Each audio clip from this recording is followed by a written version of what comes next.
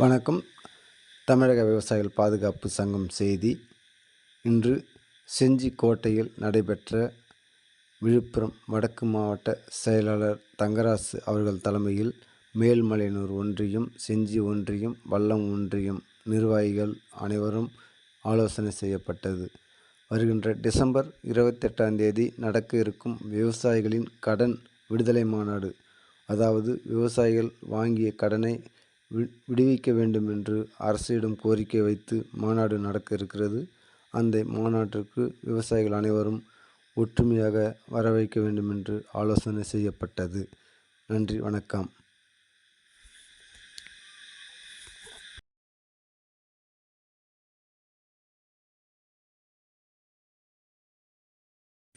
தமிழக விவசாயிகள் பாதுகாப்பு சங்கத்தின் சார்பாக விழுப்புரம் வடக்கு மாவட்டம் செஞ்சிக்கோட்டையில் மாநில மாநாடு டிசம்பர் 28 கடன் விடுதலை மற்றும் உரிமை மீட்பு மாநாட்டுக்கு செல்வதற்கான ஆலோசனை கூட்டம் இன்று மிக சிறப்பாக நடைபெற்றது.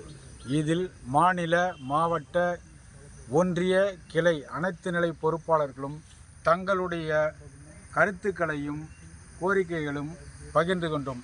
இன்றைய நிகழ்ச்சி இனிய ஒரு நல்ல நிகழ்ச்சியாக அமைந்தது. மாநாட்டுக்கு தேவையான அனைத்து நிலை ஏற்பாடுகளும் தயார் நிலையில் செய்ய இன்று முதல் பயணிக்கும்.